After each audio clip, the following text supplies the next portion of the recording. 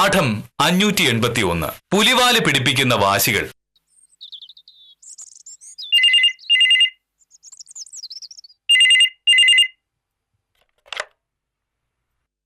Hello, അതെ, മോഹനകൃഷ്ണനാണ്. നമസ്കാരം sir. ഞാൻ 11 മണിക്ക് താലൂക്ക് ഓഫീസിലെത്തും. ഓ സാർ, ഓർമ്മയുണ്ട്. സാറ് പറഞ്ഞ ഫയലൊക്കെ വലിയ ഓഫീസിലുണ്ട്. ഞാൻ കൃത്യസമയത്ത് എത്തിക്കൊള്ളാം സാർ. ശരി.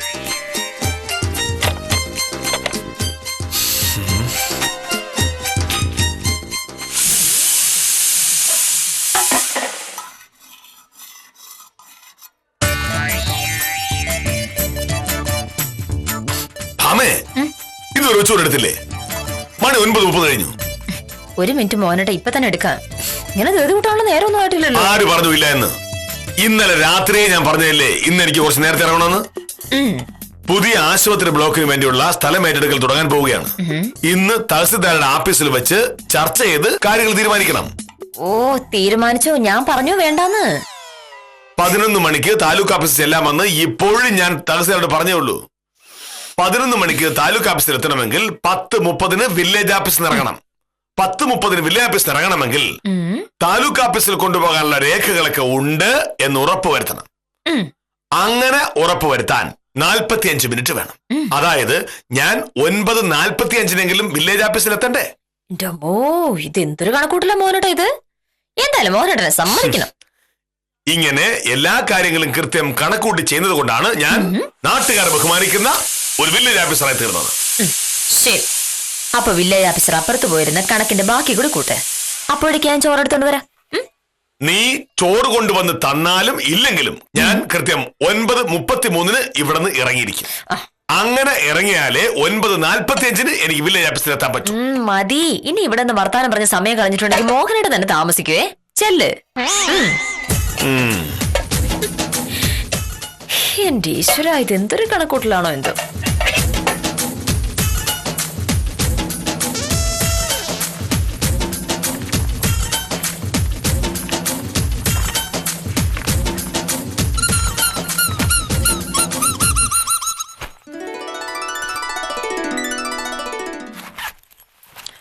ചോറ് റെഡി.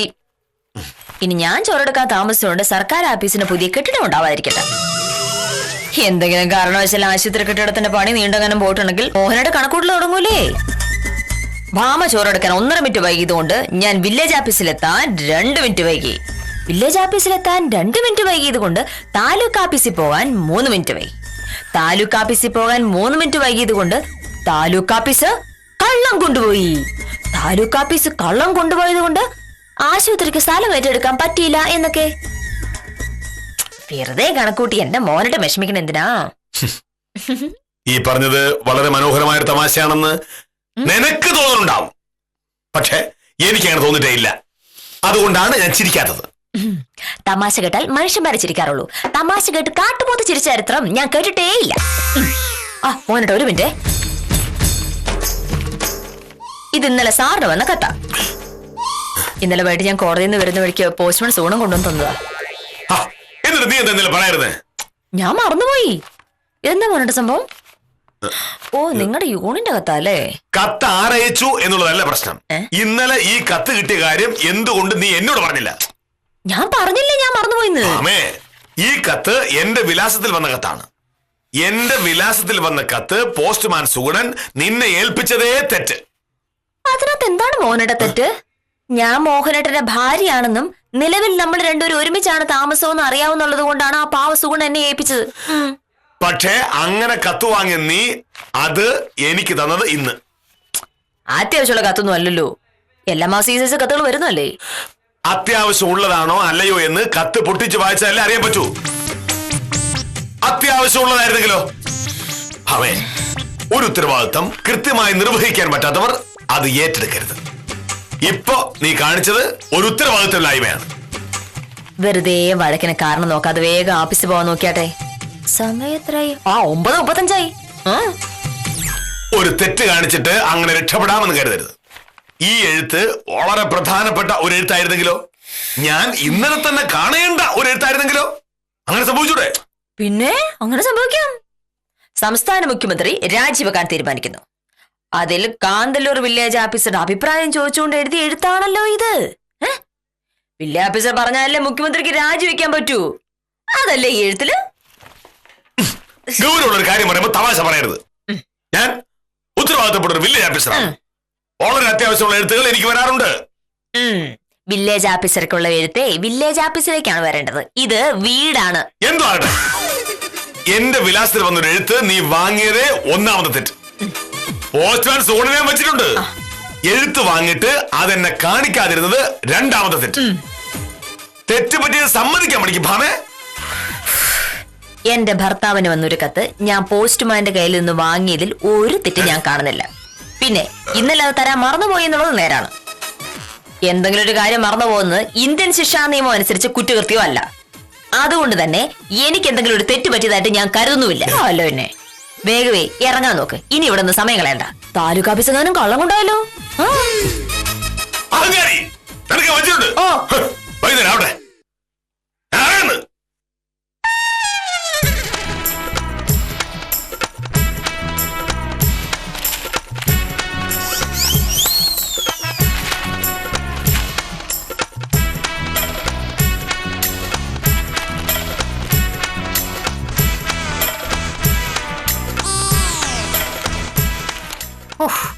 കാഞ്ഞന സാറ് ലീവായോണ്ട് കഷ്ടപ്പാട് മുഴുക്കെ എനിക്കാ.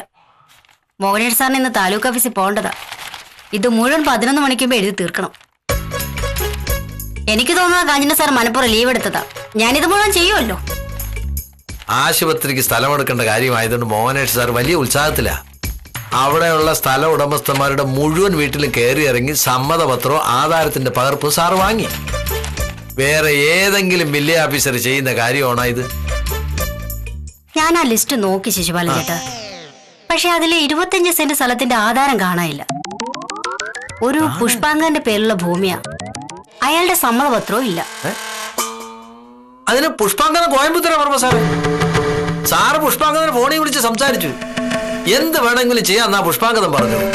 സംസാരിച്ച് തീർന്നോ? ഒരു വളരെ പ്രധാനപ്പെട്ട ജോലിയെ നിങ്ങളെ ഏൽപ്പിച്ചിട്ട് നിങ്ങൾ രണ്ടുപേരും കൂടി സംസാരിച്ചുകൊണ്ടിരിക്കുകയാണോ? ജോലി തീരാറായി സാർ. അരമണിക്കൂറിനുള്ളിൽ എല്ലാ ഫയലും റെഡിയാവും. ആവണം. എനിക്ക് കൃത്യം 11 മണിക്ക് താലൂക്ക് ഓഫീസിലെത്താനുള്ളതാണ്. സാർ ആ കുമാരൻകുട്ടി വന്നിരുന്നു. എന്തിന്? സാറിന് തരാൻ പറഞ്ഞ ഒരു കവർ കൊണ്ട് തന്നിരുന്നു. കുമാരൻകുട്ടിയുടെ കൈവശാവകാശ സർട്ടിഫിക്കറ്റ് കൊടുക്കാൻ പറ്റില്ല എന്ന് ഞാൻ പലവട്ടം പറഞ്ഞിട്ടുള്ളതാണ്. പിന്നെ എന്തിനാണ് കുമാരൻകുട്ടി വന്നത്? ഇതിവിടെ നടക്കില്ല എന്ന് ശിശുപാലന് പറയാൻ പാടില്ലായിരുന്നോ? അത് ഒരാളോട് സർക്കാർ ഓഫീസ് കയറി വരരുതെന്ന് എങ്ങനെ പറയാൻ പറ്റും? അങ്ങനെ പറഞ്ഞാൽ നിന്റെ തന്തയുടെ ഓഫീസാണോ എന്ന് അവര് ചോദിക്കില്ലേ സാർ?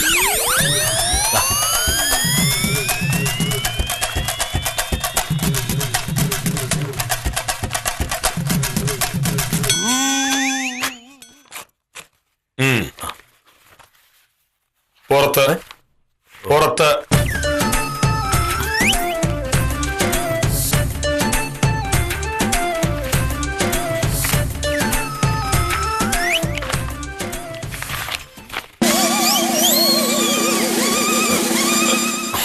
നിനക്ക് ഞാൻ വച്ചിട്ടുണ്ടടാ തേണ്ടി.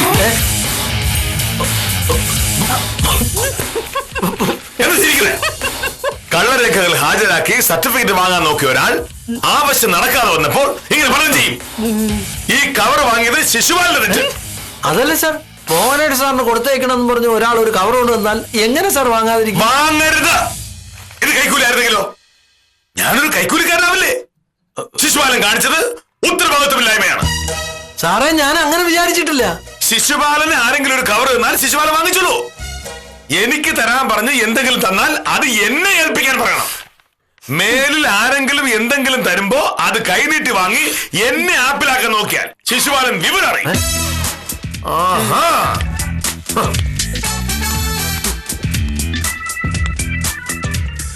സാരമില്ല ശിശുപാലൻ ചേട്ടാ, ആ എഴുത്ത് വായിച്ചെന്നെ ചമ്മല മാറിക്കോളും. പോട്ടെ.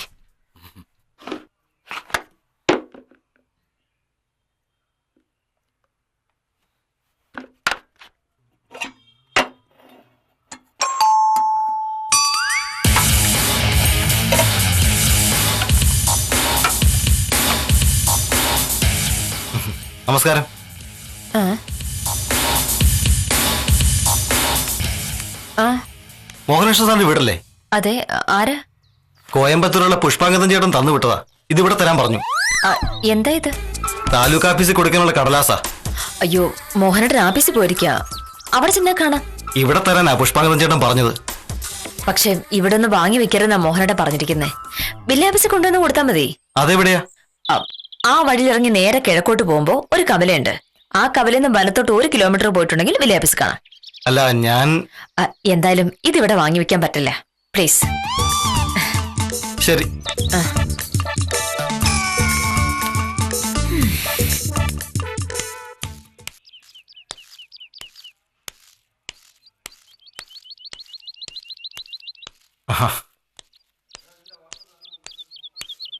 സാർ എവിടുന്ന ഈ നേരത്ത്? എനിക്ക് താലൂക്ക് ഓഫീസ് പോകേണ്ട ഒരു ആവശ്യം ഉണ്ടായിരുന്നു. ആ, ഒരാൾ സാറിനെ അന്വേഷിച്ച് കടയിൽ വന്നിരുന്നു. കോയമ്പത്തൂരിൽ നിന്നാ വരുന്നതെന്ന് പറഞ്ഞു. എന്നിട്ട് സാറിന്റെ വീടാ ചോദിച്ചത്. ഞാൻ പറഞ്ഞു കൊടുത്തു. നന്നായി. കോയമ്പത്തൂരിൽ നിന്ന് ഒരാൾ കൊടുത്തുവിട്ട ചില കടലാസുകളുമായിട്ടാണ് അയാൾ വന്നത്. ആ കടലാസുകൾ നാളെ താലൂക്ക് ഓഫീസിൽ ഏൽപ്പിക്കേണ്ടതുമാണ്. എന്തായാലും എന്റെ വീട് കൃത്യമായി പറഞ്ഞു കൊടുത്തതിന് നന്ദി. ഓഹോ, ശരി സാറേ.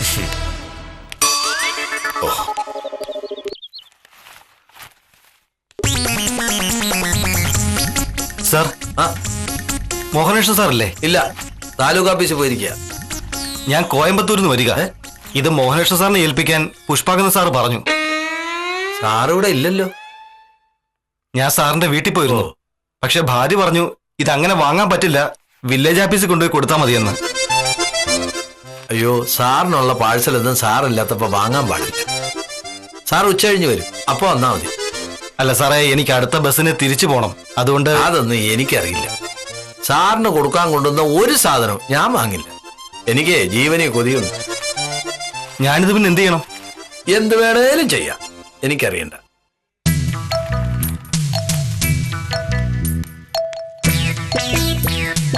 അതാ പുഷ്പാങ്കന്റെ സമ്മതപത്രമല്ലേ? സാറത് പ്രതീക്ഷിച്ചിരിക്കുകയാണ്. പ്രൊഫസറെ, ദൈവം എനിക്ക് തന്ന അവസരമായത്. ഒരു കാര്യമില്ലാതെ രാവിലെ എന്നെ ചീത്ത വിളിച്ചില്ലേ? ഇത് എനിക്ക് കിട്ടിയ ചാൻസ്. അത് ഞാൻ ഉപയോഗിക്കാതിരിക്കുവോ?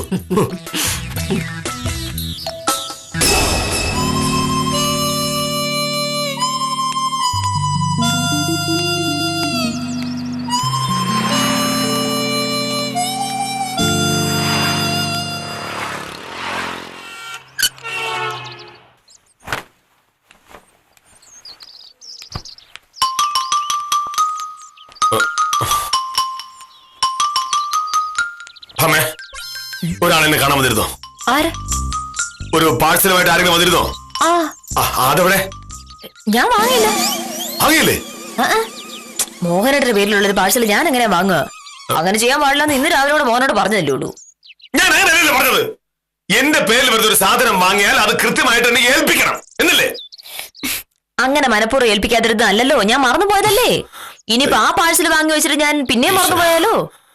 മനുഷ്യന്റെ കാര്യമല്ലേ മോനട്ടാ, എപ്പോഴാ എന്താ മറക്കാന്ന് പറയാൻ പറ്റില്ലല്ലോ. അയാളെ വില്ലേജ് പറഞ്ഞു വിട്ടിട്ടുണ്ട്. നാളെ തഹസിൽദാർക്ക് കൊടുക്കേണ്ട കടലാസാണത്. അത് വാങ്ങി വെക്കാതെ എന്നെ തോൽപ്പിക്കാനാണ് പരിപാടിയെങ്കിൽ നിനക്ക് വെച്ചിട്ടുണ്ട്. വൈകിട്ട് കാണാം.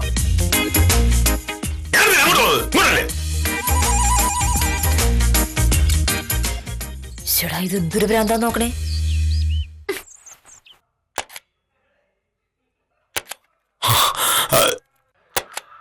ശിശുപാല,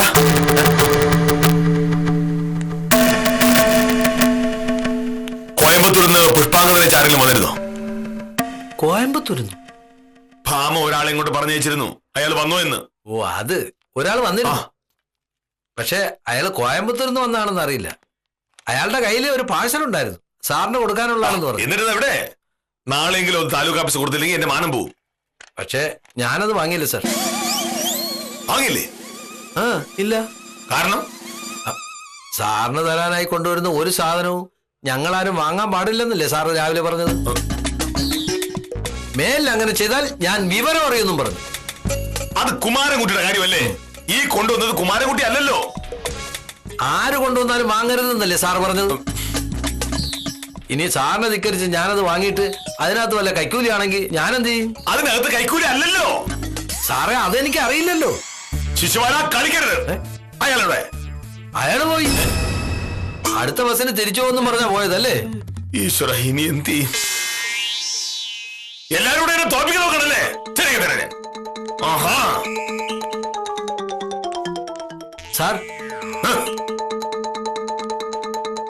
ഇനി ആരെങ്കിലും അതുപോലത്തെ കവർ കൊണ്ടുവന്നാൽ വാങ്ങണോ വേണ്ടയോ? തോപ്പിക്കാൻ നോക്കല്ലേ? മോഹനേശ്വരൻ തോപ്പിക്കാൻ നോക്കല്ലേ? ആഹാ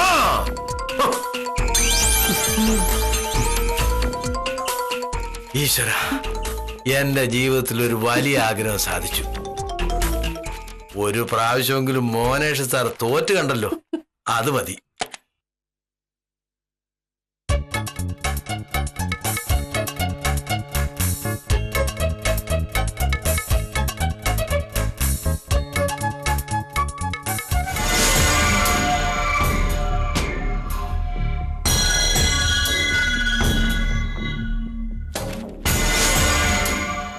അമ്മേ,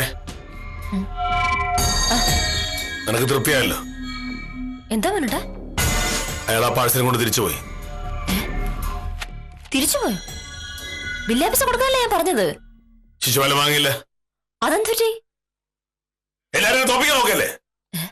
നിന്നോട് രാവിലെ മാന്യമായി ഞാനൊരു കാര്യം പറഞ്ഞപ്പോ നീ എന്നെ തോൽപ്പിക്കാൻ നോക്കി. ശിശുപാലിന് ഒരു ഉപദേശം കൊടുത്തതിന്റെ പേരിൽ ശിശുപാല എന്നോട് പ്രതികാരം ചെയ്തു. എനിക്ക് തരാനുള്ള പാഴ്സൽ എന്നെ ഏൽപ്പിച്ചാ മതിയെന്ന്. അയ്യോ, എന്നിട്ടാ പാഴ്സൽ അവിടെ? അയാളെ കൊണ്ട് തിരിച്ചുപോയി. ശരി, നാളെ തഹസിൽദാരോട് ഞാൻ എന്ത് പറയും? കോയമ്പത്തൂർന്ന് പുഷ്പാങ്കത വിളിക്കുമ്പോ ഞാൻ എന്ത് പറയും? ഓക്കെ, ഇതിന് നീ അനുഭവിക്കും. ഈ പ്രശ്നത്തിന്റെ പേരിൽ തഹസിൽദാർ എന്നെ എന്തെങ്കിലും പറഞ്ഞാൽ നീ വിവരം അറിയും. ആക്കി ഞാൻ പറയാം. നീ ഇവിടെ കാണുമല്ലോ. സാറേ, നമസ്കാരം സാർ. സാറ് വന്ന് കാണുമോന്ന് ഞാൻ സംശയിച്ചു. ഞാൻ എല്ലാ ദിവസവും 5:15 മുമ്പ് ഇവിടെ എത്താറുണ്ട്. പക്ഷേ ഇപ്പൊ 5:15 ആയില്ല. അതുകൊണ്ട് 3 മിനിറ്റ് നേരത്തെ പോയി. എന്താ വന്നത്? അതാണ്ട് ഇത് തരാൻ വേണ്ടി വന്നോ സാറേ? എന്താണ്?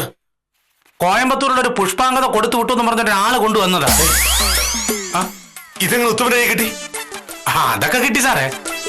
സാർ ഇത് പ്രതീക്ഷിച്ചിരിക്കായിരുന്നു തോന്നല്ലോ. അതെ ഉത്തമ, നാളെ താലൂക്ക് ഓഫീസ് കൊടുക്കേണ്ട കടലാസാ. ഇത് കിട്ടിയില്ലായിരുന്നെങ്കിൽ ഞാൻ നാണം കിട്ടുപോയത്. ഓ, ദൈവം എന്റെ കൂടെയാണ് ഉത്തമ. ഈ പാഴ്സലുമായ ഒരാൾ ഇന്ന് ഇവിടെ വന്നതാണ്. പക്ഷെ ഈ പാഴ്സൽ എന്റെ കയ്യിൽ തന്നെ കൊടുത്താൽ മതി, ഭാമിക്കത് വാങ്ങാൻ സൗകര്യമില്ല എന്ന് അവൾ പറഞ്ഞു.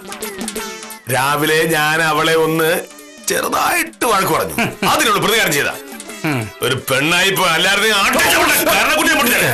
അല്ല സാറേ, സാറേ നോക്ക്, ഇപ്പോഴേ ഈ പാഴ്സൽ സാറിന്റെ കയ്യിൽ കിട്ടിയത് ദൈവം സഹായിച്ചിട്ടൊന്നും അല്ല, വക്കീല് സഹായിച്ചിട്ടാണ്.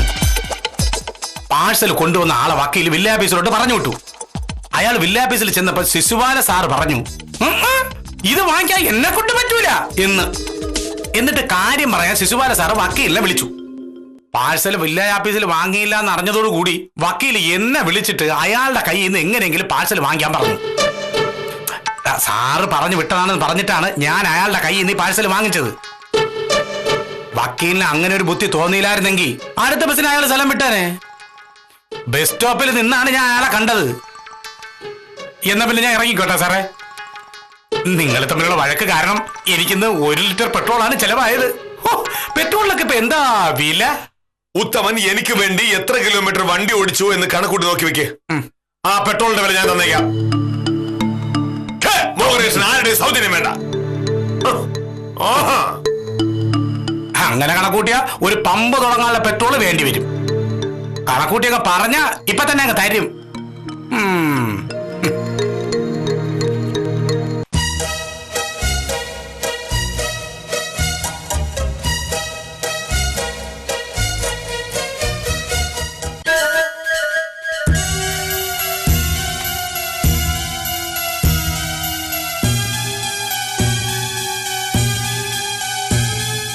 ഉത്തമൻ ഇത്ര പെട്ടെന്ന് പോയോ? എന്തായിരുന്നു സംഭവം? അല്ല, ഉത്തമനോട് സംസാരിച്ചിട്ട് വന്നിട്ട് ബാക്കി എന്താ പറയാനുണ്ടെന്ന് പറഞ്ഞിരുന്നു. പറഞ്ഞോളൂ. ഏതായാലും ഞാൻ പേടിപ്പിച്ചറിഞ്ഞു. അപ്പൊ രാവിലെ മോഹനേട്ടൻ ചെയ്തതോ? ഇതെന്ത് മാത്രം പ്രധാനപ്പെട്ട ഒരു കാര്യമാണെന്ന് അറിയാമോ? അതുമായി ഒരാൾ തിരിച്ചു പോയി നേട്ടാൽ ആരെങ്കിലും പേടിക്കില്ലേ? ഒട്ടും പ്രധാനപ്പെട്ടതല്ലാത്ത ഒരു കടലാസിന്റെ കാര്യം പറയാൻ ഞാൻ മറന്നുപോയി എന്ന് പറഞ്ഞ് രാവിലെ ഉണ്ടാക്കിയ ആ പുകിലോ? ഒരാവശ്യമില്ലാത്ത കാര്യത്തിന് എന്നെ പേടിപ്പിച്ചതിനെ ദൈവം ശിക്ഷിച്ചതാണ് മോഹനേട്ടനെ. അത്യാവശ്യമുള്ള ഒരു കാര്യത്തിന് പേരിൽ ഇപ്പൊ മോഹനേട്ടൻ പേടിച്ചല്ലോ. എന്നാലും ഇത്രയ്ക്ക് വേണ്ടായിരുന്നു. എന്നാ പിന്നെ ഞാനൊരു സത്യം പറയട്ടെ. മോഹനേട്ടനോടുള്ള കുഞ്ഞു വാശിയുടെ പുറത്താണ് ഞാൻ അയാളെ വില്ലേജ് പറഞ്ഞു വിട്ടത്. പക്ഷെ ശിശുപാലൻ അത് വാങ്ങിയില്ല എന്ന് വിളിച്ചു പറഞ്ഞപ്പോ സത്യം പറഞ്ഞാൽ ഞാനും പേടിച്ചു പോയി. അങ്ങനെയൊക്കെ ഉണ്ടാവുന്ന ഞാൻ കരുതിയോ. പിന്നെ വേഗം ഞാൻ ഉത്തമനെ വിളിച്ചു പറഞ്ഞു. ഉത്തമനാളെ കണ്ടുപിടിച്ചുകൊണ്ട് രക്ഷപ്പെട്ടു. പിന്നെ മോഹനേട്ടാ, ഇനി മോഹനേട്ടൻ ഇല്ലാത്തപ്പോ ആരെങ്കിലും എന്തെങ്കിലും എഴുത്തോ പാഴ്സലോ കൊണ്ടുവന്നിട്ടുണ്ടെങ്കിൽ ഞാൻ എന്താ ചെയ്യണ്ടേ? വില്ലേജിലേക്ക് പറഞ്ഞു വിടണോ? എന്തിന്? നീ എന്റെ ഭാര്യ ആയതുകൊണ്ടും നിലവിൽ നമ്മൾ ഒരുമിച്ച് താമസിക്കുന്നത് കൊണ്ടും നീ അത് വാങ്ങി വെച്ചാൽ മതിയല്ലോ. അതെയല്ലേ? സത്യഭാമയുടെ നിരുപദ്രവപരമായ ഒരു മറവിയിൽ നിന്ന് തുടങ്ങിയ പ്രശ്നങ്ങളാണ് ഇവിടെ തീരുന്നത്. ഒരാൾ ഒരു കാര്യം മറന്നുപോയതിന്റെ പേരിൽ അയാളെ കുറ്റപ്പെടുത്തുന്നതിൽ ഒരു പരിധിയുണ്ട് എന്ന് മോഹനകൃഷ്ണൻ പഠിക്കാതെ പോയി. കിട്ടേണ്ടത് കിട്ടുമ്പോൾ പഠിക്കേണ്ടത് പഠിക്കുന്ന വില്ലേജ് ഓഫീസർ ഇത്തവണയും പുതിയ പാഠം പഠിച്ചു കാണുമെന്ന പ്രതീക്ഷയിൽ ഇന്നത്തേക്ക് വിടാം.